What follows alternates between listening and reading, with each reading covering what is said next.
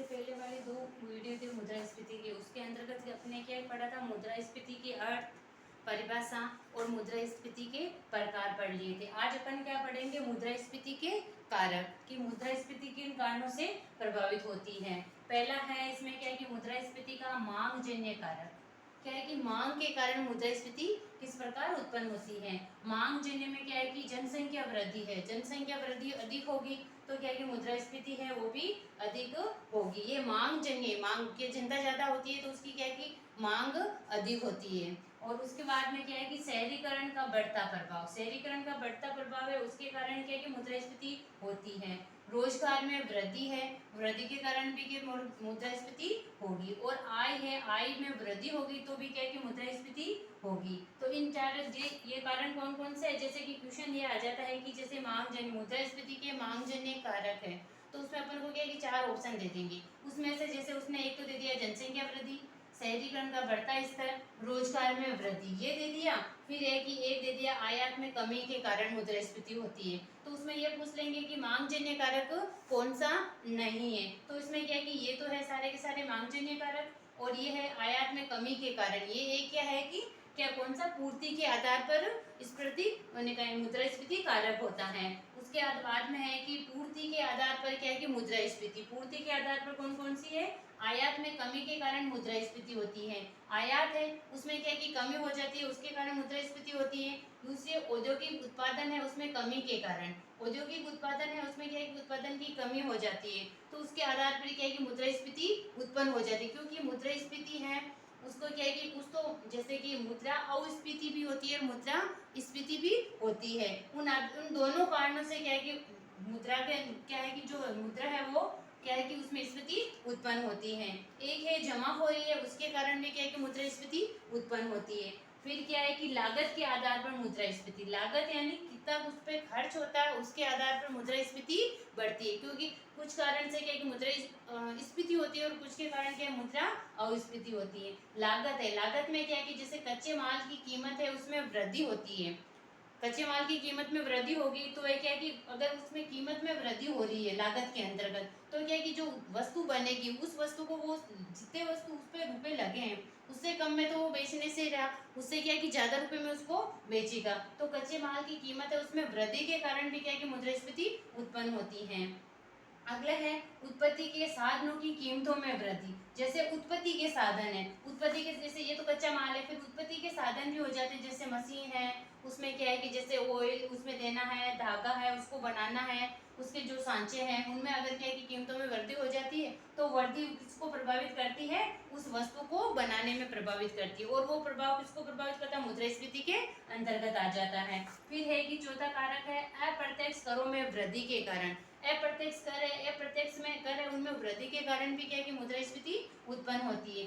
अप्रत्यक्ष कर है इसमें क्या है कि कर दो प्रकार के होते हैं, जैसे अप्रत्यक्ष कर के कारण भी होता है तो अप्रत्यक्ष कर और प्रत्यक्ष कर। ये है अप्रत्यक्ष कर के कारण मुद्रास्फीति उत्पन्न होती है, लेकिन ये कर को भी तो समझना जरूरी, कौन सा अप्रत्यक्ष कर होता है कौन सा प्रत्यक्ष कर होता है। प्रत्यक्ष कर होता है कि जिसमें क्या है कि जिस पे कर लगाया जाता है वो ही कर चुकाता है। तो जैसे इसके अंतर्गत आ जाता है जैसे सरकारी टीचर है उन पे जो टैक्स वोक लगता है वो टैक्स आता है प्रत्यक्ष कर के अंतर्गत, क्योंकि उसी व्यक्ति पे वो कर लगाया जाता है वही व्यक्ति उसको क्या है कि चुकाता है, वो तो आता है प्रत्यक्ष कर के अंतर्गत। अप्रत्यक्ष कर है कि लगाया तो किसी पे जाता है और प्रभाव उसका और किसी पे पड़ता है, जैसे जीएसटी, जीएसटी ये कर क्या है कि जीएसटी लगती तो है, जो दुकान पे वस्तुएं लेके आता है व्यक्ति दुकानदार के ऊपर, लेकिन ये वसूली किससे जाती है, उपभोक्ता है जो वस्तु खरीद के लेके जाता है उससे ये क्या है कि जीएसटी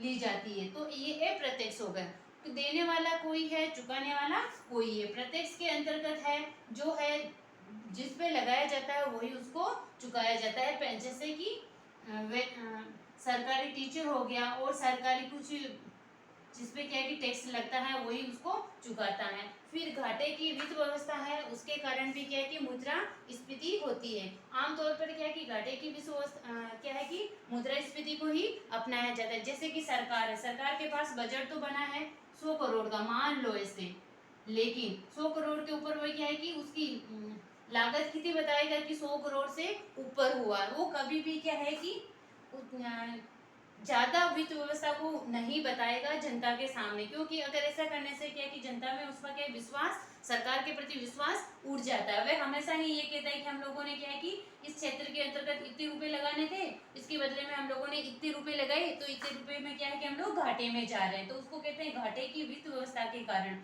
तो घाटे की वित्त व्यवस्था है, तो उसमें क्या है कि उसके आधार पर उन्होंने क्या है कि आरबीआई से उतने ही अधिक क्या है कि उनको नोट छपवाने की अनुमति मिल जाती है, तो उसको कहते हैं घाटे की वित्त व्यवस्था। वित्त व्यवस्था हमेशा ही सरकार क्या है कि घाटे की वित्त व्यवस्था को ही अपनाती है। फिर वैश्विक कारणों से मुद्रास्फीति, वैश्विक कारण विश्व स्तर पे भी कारण हो सकते हैं जिसके कारण क्या है कि मुद्रास्फीति बढ़ती है। तो ये तो हुए मुद्रास्फीति के कारण।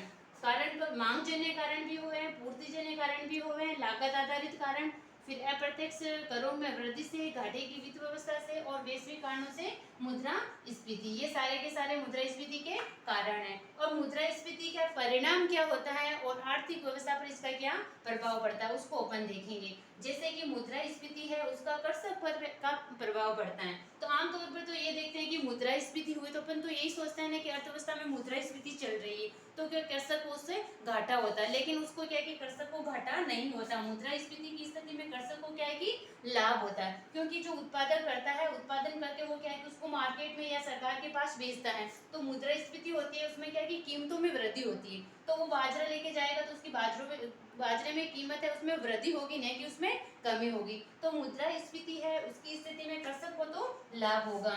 फिर है उत्पादन करता, वो भी अपन कृषक को भी कह सकते हैं, जैसे उत्पादन करता है उसको भी क्या है कि लाभ होगा।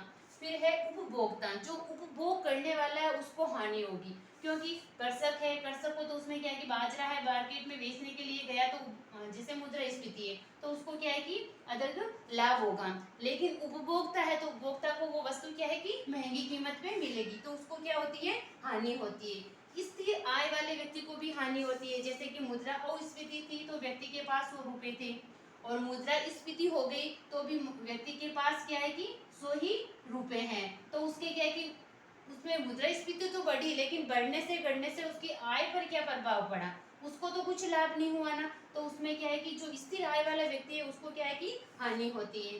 परिवर्तनशील आय, जैसे परिवर्तनशील आय, जिसकी आय क्या है कि हमेशा परिवर्तनशील रहती है, जैसे कि आमतौर पर देखते हैं कि जो जैसे आमतौर पर ये क्या है कि सार्वजनिक जो फैक्ट्रियाँ चलती है उसमें क्या अपने मजदूर लगते हैं, मजदूरों को कार्य करते हैं, तो मुद्रास्फीति होती है तो वो क्या है कि वो भी अपनी मांग उठाते हैं कि मुद्रास्फीति के अनुसार उसकी जो आय है उन आय में भी या उसके वेतन में भी क्या है वृद्धि की जाए, तो उनके वेतन में भी वृद्धि की जाती है।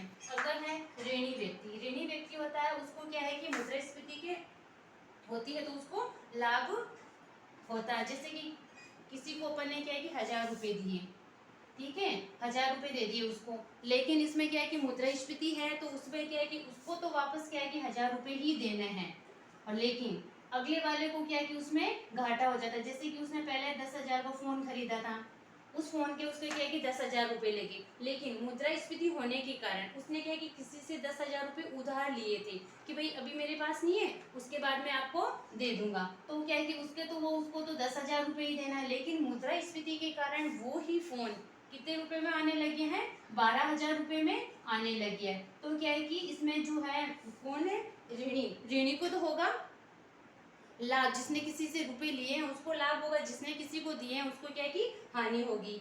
आयात है वो क्या है कि ज्यादा मुद्रा होगी तो लोग क्या है कि खरीदेंगे, ज्यादा ज्यादा खरीदेंगे तो अपने के विदेशों से वस्तुओं को ज्यादा मंगाएंगे, तो उसमें क्या है कि आयात भी ज्यादा होता है। निर्यात नकारात्मक या कम हो सकता है, लेकिन क्या है कि आयात, जैसे कि मुद्रास्फीति है, मुद्रास्फीति के अंतर्गत क्या है कि रोजगार में वृद्धि होती है, कीमतों में भी वृद्धि होती है, उत्पादन में भी वृद्धि होती है, तो उत्पादन ज्यादा होने लगा तो व्यक्ति क्या है कि बाहर से वस्तुएं भी कम लाएगा, और रोजगार करने के लिए व्यक्ति बाहर भी कम जाएगा, क्योंकि उसी स्थान पर क्या है कि रोजगार प्राप्त हो जाता है, तो उसमें क्या होता है निर्यात, निर्यात पर क्या है कि नकारात्मक प्रभाव पड़ता है।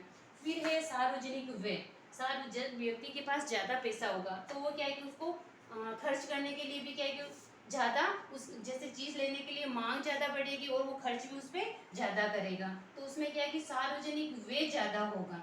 और सार्वजनिक बचत है, बचत को वो क्या है कि कम कर देगा। फिर है पेंशन भोगी व्यक्ति, पेंशनभोगी व्यक्ति है उसको उसमें क्या है कि हानि होती है, क्योंकि चाहे मुद्रास्फीति हो या नहीं हो, उसकी पेंशन क्या है कि उसी के अनुरूप होती है, उसमें क्या है कि ज़्यादा उसमें लाभ नहीं मिलता है। इस प्रकार अपन आज की वीडियो में क्या किया था, मुद्रास्फीति के कारणों को पढ़ा है। उसके साथ ये क्या है कि मुद्रास्फीति है उसके क्या आर्थिक क्षेत्र है उस पर क्या प्रभाव पड़ते हैं, उसके क्या परिणाम निकलते हैं, उस परिणाम के बारे में अपन ने क्या है कि यहाँ पे विस्तृत चर्चा की है।